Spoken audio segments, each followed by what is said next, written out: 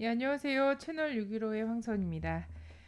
제가 남북관계 전문 프로그램, 해설 프로그램 방송 진행을 한 게 2008년 하반기부터 좀 진행을 해서 올해 이번 뭐 6년째인데요. 이 방송을 시작하고 나서 가장 좀 속 시원하게 마음에 부담 없이 방송을 한 날이 아닐까 이런 생각이 듭니다. 남북 공동행사가 반드시 이루어졌으면 좋겠다라고 생각을 그 간절한 염원이 좀 하늘에 닿은 건지 모르겠는데 어쨌든 6년 만에 남북 장관급 회담 어, 물꼬가 트였고요. 그래서 올여름에 대한 기대가 굉장히 상당히 높은 중입니다. 그래서 오늘 방송하러 오는 발걸음 어느 때보다도 가벼웠고요. 뭐 정말 기대가 만빵입니다. 오늘 또 이 방송 해설 도와주기 위해서요. 김준성 민권연대 정책실장님 오셨습니다. 안녕하세요. 안녕하세요. 안녕하세요. 기쁘죠? 네, 너무 기쁩니다. 아니 대본 이렇게 오늘 어떤 내용을 방송해야지 이렇게 만들면서 그 어느 때보다도 지금까지는 지금 한 몇 개월 동안 계속 네, 전쟁이 관련해서 우리가 방송을 하지 않았습니까? 네, 계속 전쟁 난다고. 네네. 근데 이제 전쟁날 위. 극적 반전이 지금 생긴 네네. 거죠. 원래 네, 우리가 전쟁 위기가 고조됐을 때의 한 축으로는 반전의 가능성이 가장 높은 때이기 때문에 네, 그 어떤 가능성을 늘 염두에 두고 하고 있죠. 네, 자, 북이 전격적인 대화 제의를 했습니다. 전문도 이미 뭐 공개가 좀 돼 있는데요. 네. 6월 6일 현충일이죠. 이 북한 조국통일평화통일위원회에서 특별 담화문을 통해 개성공단 정상화, 그 다음에 금강산 관광 재개, 그리고 이산가족 상봉 문제를 제기하면서 남북 사이의 모든 현안이 포함된 이 당국자 회담을 제안을 했습니다. 네. 그리고 이제 더불어서 이 6.15 공동선언 발표 13돌 및 7.4 남북 공동성명 발표 41도를 기념하는 민족 공동행사도 남북 이 당국 간의 이 참가를 권유하는 형태로 제안을 했는데요. 이거는 이 지금까지 이 계속 박근혜 정부가 이 당국 간의 이 회담을 요구하면서 이 남북 대화를 거부해왔던 이런 명분을 이제 완전히 사라지게 하는 이 빠져나갈 수 없는 구멍을 모두 없앤 없애는, 거죠. 네, 예. 없애면서 이런 이 대화 제의를 전격적으로 진행을 했습니다. 네. 이거 굉장히 그 보기 드물게 빠른 반응이 또 나왔어요. 네, 왜냐면 또 지금까지 남북 관계 관련해서는 한국 정부에서 입장이 제대로 좀 잘 정리되기 힘들지 않았습니까? 일사불란하게 정리된 게 아니라 본인들이 대화 제의를 해놓고도 이것이 대화 제의인지 아닌지를 가 정리가 안 네, 됐었던 과거가 있지 않습니까? 네, 그렇습니다. 이제 근데 이번에 굉장히 빠른 네, 덥석 이런 분위기란 네, 말이죠. 6일째 통일부 장관이 기다렸다는 듯이 네, 1시간 반 만에 이 네, 대화 제의 수용 바로 이 의사를 밝혔고요. 그리고 7시간 만에 이제 저녁쯤 돼서 이 12일 날 서울에서 남북 장관급 회담을 하자고 공식적으로 제안을 했습니다. 이게 네, 날짜와 장소와 이 회담의 격까지 구체적으로 이제 제안을 한 건데요. 이거 사실 이제 예전에 아까 말씀하셨던 것처럼 1차 대화 제의 때는 입장이 3번이나 바뀌고 그다음은 이제 24시간 만에 뭐 대화해라. 항상 이제 이런 식의 이 대화의 준비 정도였는데 네, 이번에는 그것과 완전히 다른 이 대화 제의를 이번에 받아들였던 거죠. 네. 자, 이번 참에 요거 장관급 회담하고 장관급 회담하기 전에 실무회담 실무 접촉을 또 더 하자 이러고서는 북이 또 구체적으로 또 제안을 하지 않았습니까? 네, 그렇습니다. 그래서 이 북에서 이 장관급 회담을 지금 안 한 지가 벌써 6년이 됐기 때문에 네네. 바로 장관급 회담을 개최할 수는 없는 거죠. 그렇기 때문에 이제 실무 회담을 이 9일 날 이 원래 북에서는 개성에서 하자고 제안을 했습니다. 근데 네. 이 한국에서 다시 이제 판문점에서 하자고 지금 역제안이 된 상태고요. 네네. 네, 그리고 이제 오늘 이제 7일인데요. 7일 2시부터 판문점 연락 통로도 지금 개통이 돼서 남북 간의 연락이 지금 되고 있는 상황입니다. 네. 다 끊겼었죠? 네, 예. 완전히 끊긴 이 연락이 오늘 음. 이제 전화를 그 하는 보도가 네. 이 뉴스에 나오는데 이 전화 개통해서 뭐 전화 개통하겠습니다. 이 딱 말이 나오고 남측에서 알았습니다. 우리 입장 전달하겠습니다. 이게 되게 좀 새롭게 감동으로 다가오더라고요. 네네. 네, 근데 한국 정부가 이렇게 일사불란하게 바로 이 제안에 대해서 덥석 받고 역제안도 또 하고 구체적으로 그 회담의 격과 장소와 일시를 다 한 것 하고 뭐 이런 거 보니까 사전에 좀 조율이 있었던 거 아닌가? 뭐 이런 생각들도 좀 하긴 해요. 어떻게 네. 보십니까? 저는 이제 남북 간의 사전 조율은 사실 지금 구조에서 있기가 좀 어렵다고 보고요. 네. 근데 이제 박근혜 정부가 3차 마지막 대화제의 때 개성공단에서 물자 반출을 위한 이제 실무 대화 아주 별로 이 격이 높지 않은 대화를 제의했었기 때문에 이번 장관급 회담 제의는 굉장히 의외였거든요. 네. 근데 이제 이런 제의가 나올 수 있었던 것은 사실 이제 이 지금 진행되고 있는 북미 간의 물밑 접촉과 또 이런 연관성이 있지 않나 좀 그렇게 보고 있고 또한 이제 오늘부터 이 한국 시간으로는 이 8일이죠. 그다음에 미국 시간으로는 7일부터 8일까지 이제 캘리포니아에서 미중 정상회담이 있는데 네. 이걸 앞두고 사실 이제 남북 관계의 흐름이 지금 진행되는 게 모종의 합의가 있지 않나. 그래서 네. 이제 이런 박근혜 정부에서 카드를 낼 수 있지 않았나 좀 보고 있습니다. 저도 이제 6월 6일 날 오전과 그리고 점심 때 이 대화 제의가 나올 때까지 흐름을 보면 상당히 이런 부분 이제 사전에 언질이 좀 있었다. 이거 근데 통로라는 것이 사실상 한국 정부를 움직이는 데의 주요한 통로는 미국이잖아요. 그렇죠. 네. 왜냐하면 이제 케리 국무장관이 왔을 때도 오기 직전에 또 대화 제의를 부랴부랴 했던 적이 있고 막 이런 거라서 사실 그렇게 좀 움직이지 않았나 생각이 되는 것이 현충일 기념사에서 박근혜 대통령이 이런 말을 했죠. 평화의 손을 잡아라, 네. 용기 있게 잡아라 그렇게 이런 그런 얘기를 말을 했죠. 하고 또 점심 때쯤에 이제 이런 제안이 들어온 걸로 하고 이제 또 이렇게 하는 걸로 봐서는 요 성과 있잖아요. 대화가 성사되는 요 성과를 어, 잘 챙겨야 되겠다 네. 이런 생각이 좀 있었던 것이 아닌가 이런 생각이 들어요. 잘 챙겨야죠. 예, 예. 요 대화성사의 성과에 대해서 사실 탐이 나기도 합니다. 지금 흐름과 관련해서. 그래서 일부 언론과 이런 데서는 정부 쪽에서는 이 북의 전격적인 그 당국자 대화가 박근혜 정부의 원칙 있는 대북 정책 강경책으로 드디어 움직였다. 네. 뭐 이렇게 이야기를 하기도 하더라고요. 네, 그런 보도가 많습니다. 실제로 이제 뭐 보수 언론은뿐만 아니라 한겨레 같은 데에서도 네. 실제 원칙 있는 박근혜 정부의 대북 정책이 이 지난 정부와 달리 무슨 이제 퍼주기 이런 걸 안 해도 북한으로 움직였다 이런 식의 이제 보도가 많이 나오고 있습니다. 근데 이거는 사실 사실관계를 확인해 보면 참 이제 어처구니 없는 이 기사인데요. 이 북한은 지금까지 지속적으로 대화를 요구를 해왔습니다. 뭐 민간급도 그렇고 이 기업인들에게 직접 대화를 제안하기도 했고 정부 이 당국에게 대화를 하러 오라 이렇게까지 이야기도 이제 많이 했는데 박근혜 정부는 이제 꾸준하게 대화를 거부를 했었죠.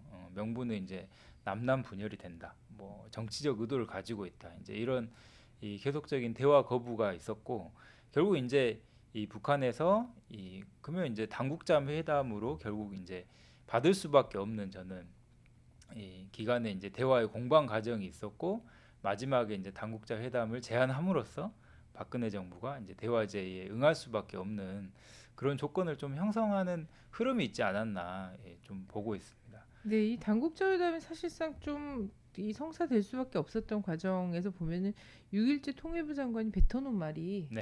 주워 담기가 좀 힘들 게 뭐냐면 무슨 뭐 6.15 공동 행사라든가 아니면 개성에서의 기업인들이 들어와서 뭐 회담하자 필요한 조치를 취하자 개성공단 정상화 관련해서 논의하자라는 것이 당국자를 배제한 것이 아니냐 하면서 우리를 엿먹이려는 거냐 혹은 네.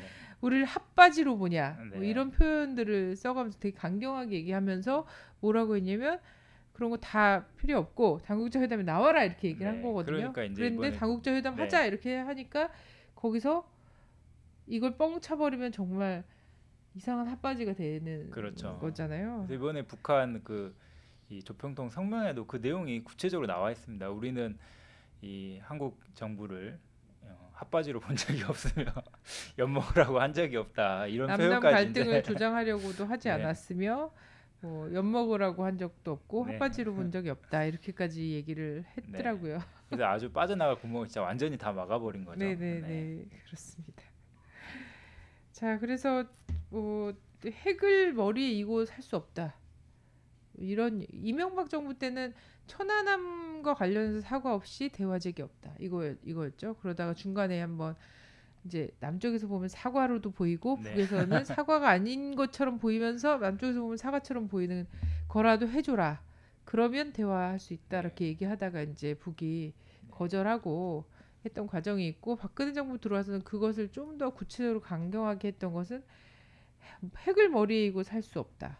그 핵을 그리고 뭐 핵무장과 경제발전 병진 노선 이런 것들을 폐기하지 않으면 그건 실현 불가능한 거고 폐기하지 않은 한 대화는 없다.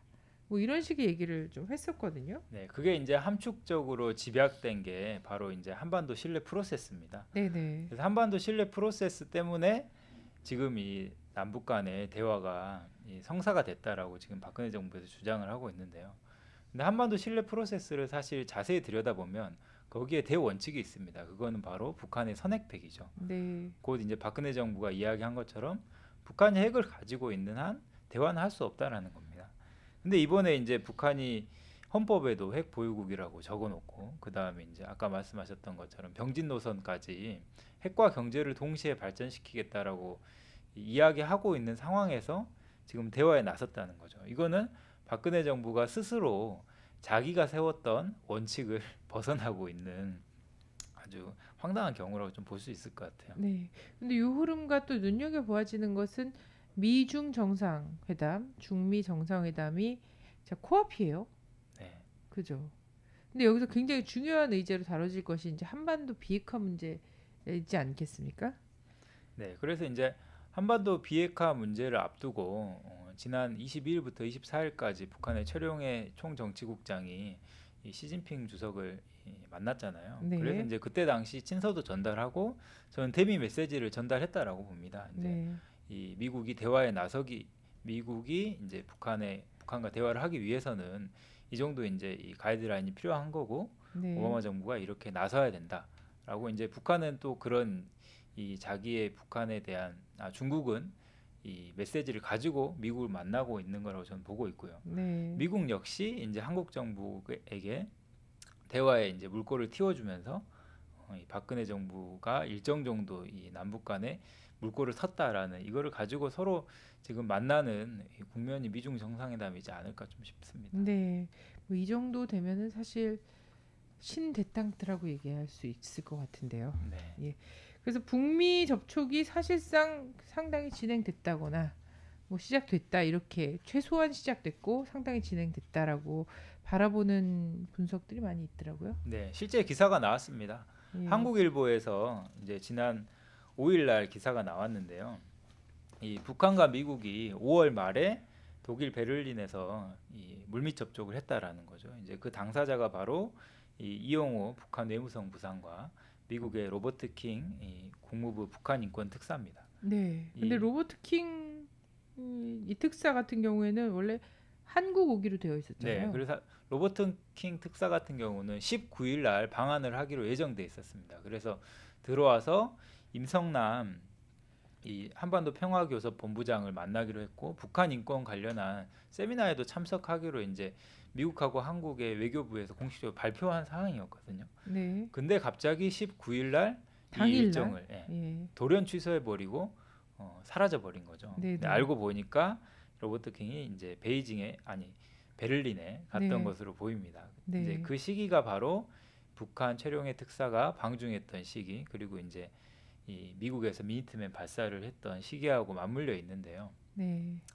예전에 이제 저희가 방송에서 말씀드렸던 것처럼 이 북한이 미국의 미니트맨 발사 3를 미니트맨 3 발사를 굉장히 민감하게 반응했었잖아요. 근데 네. 의외로 이번 발사에는 그렇게 크게 막 반발을 하지 않았었단 말이에요. 네. 그 배경에 사실 이제 북한과 미국의 물밑 접촉이 있지 않았었나 좀 이제 추측을 해볼 수 있을 것 같고 네. 그 다음에 이제 이 최룡해 특사 방중 당시에 이 미국이 북한과 만났다라는 거는 이제 북한이 동시에 미국과 이 중국의 이 대화 조율을 하면서 향후 정국을 조성했다라고 좀 볼 수 있을 것 같아요. 예.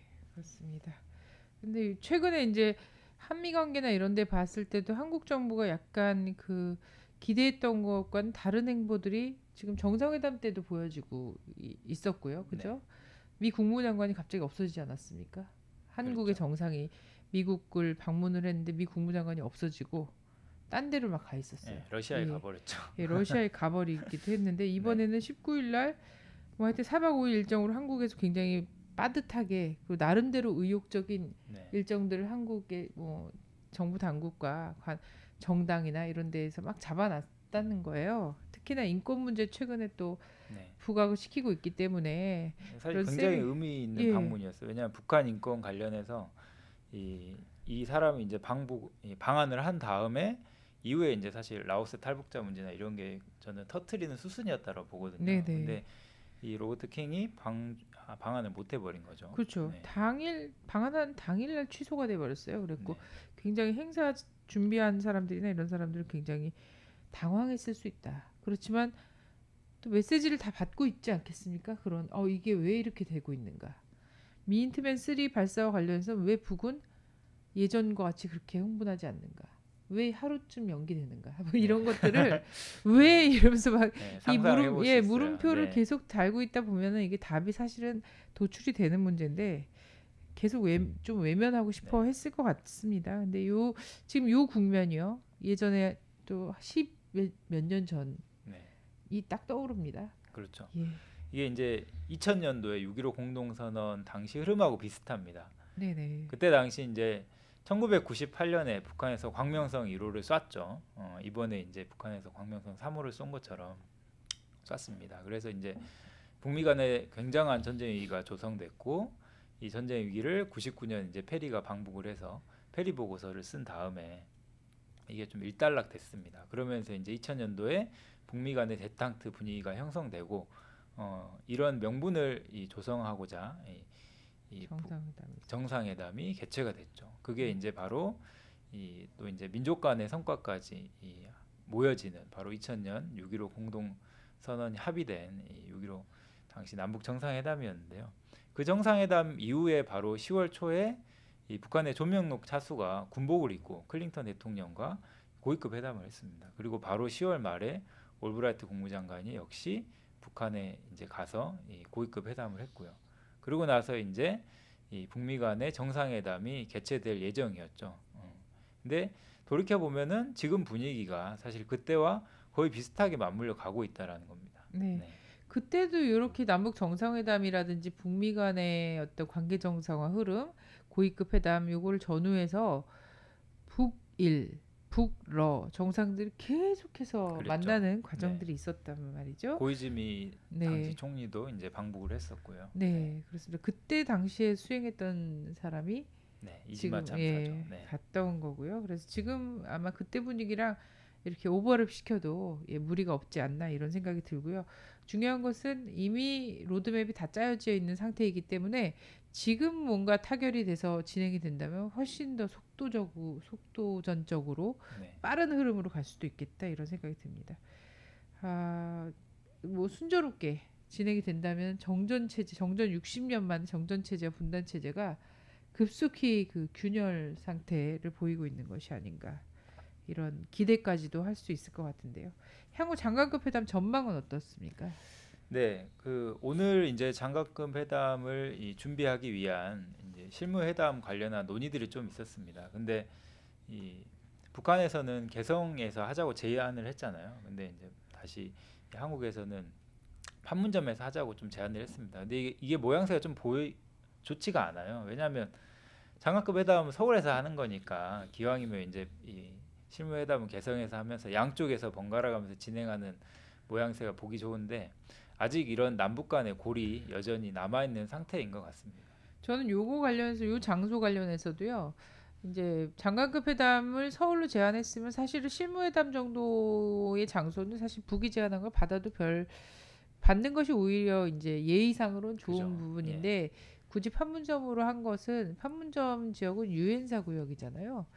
일단은 미국하고의 소통과 오더를 받는 데 있어서 개성에 들어가 있는 것보다 훨씬 유리하다는 것이 있지 않나 이런 의심이 딱 들더라고요. 네.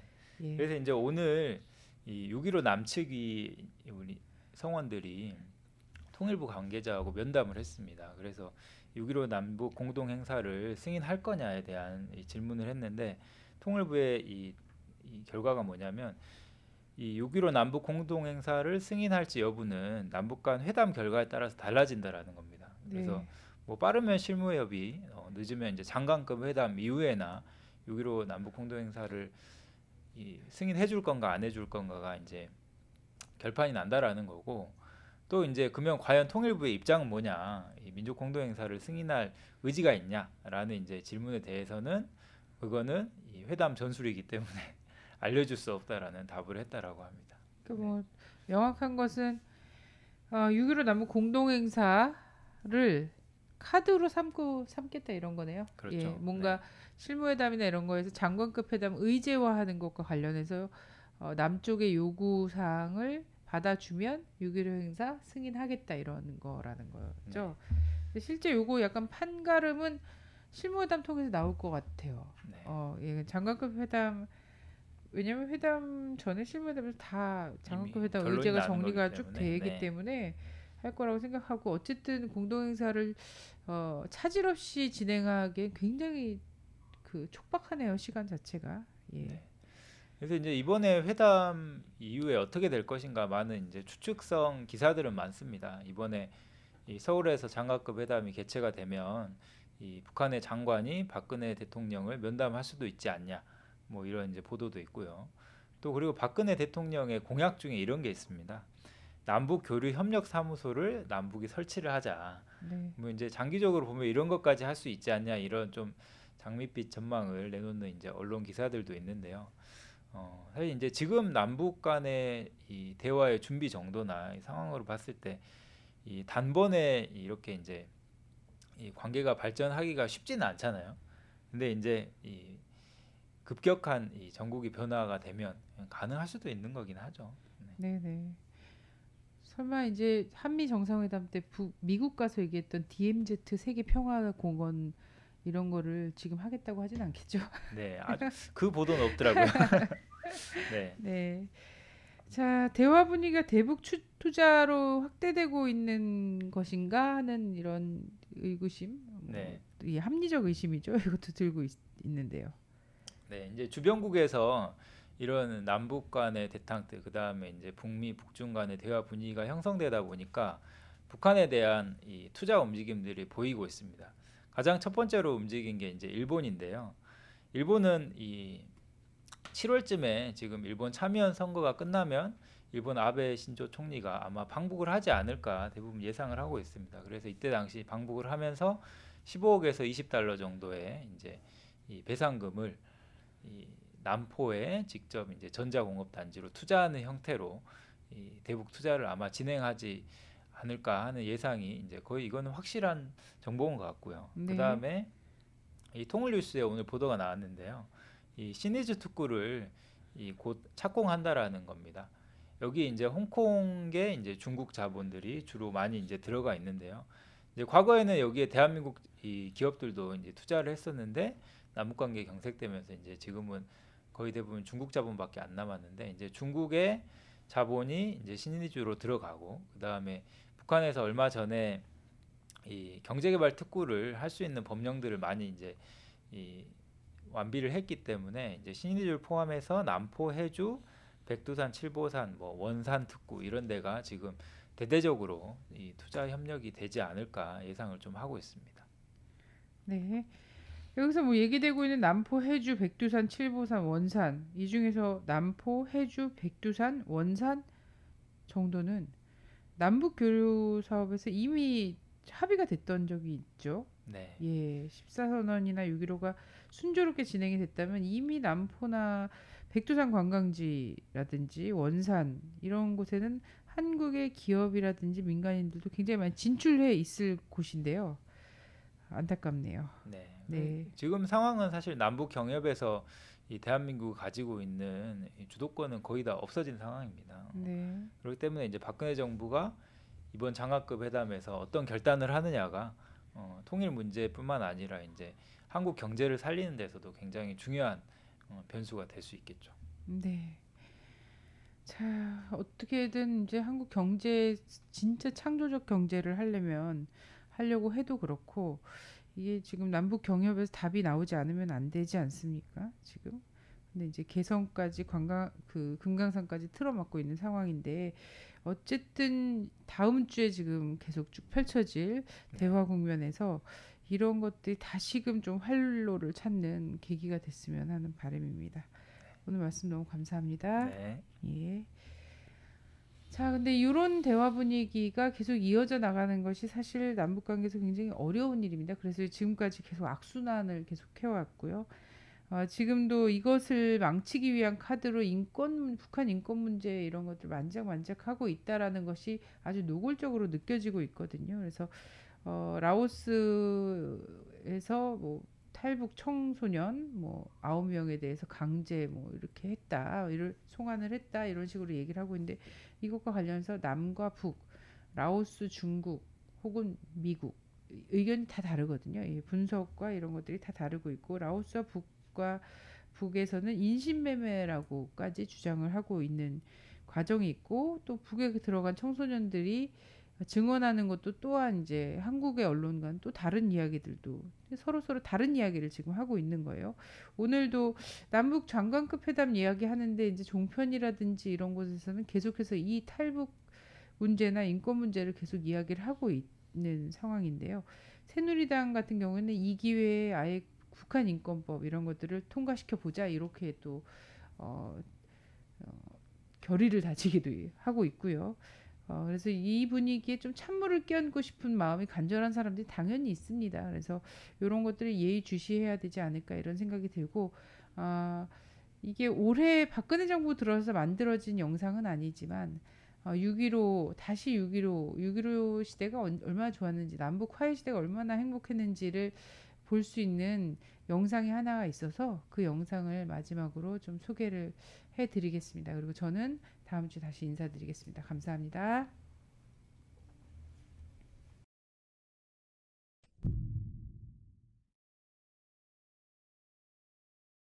바퀴한 모든 것들을 다 바꿔놓겠습니다, 여러분.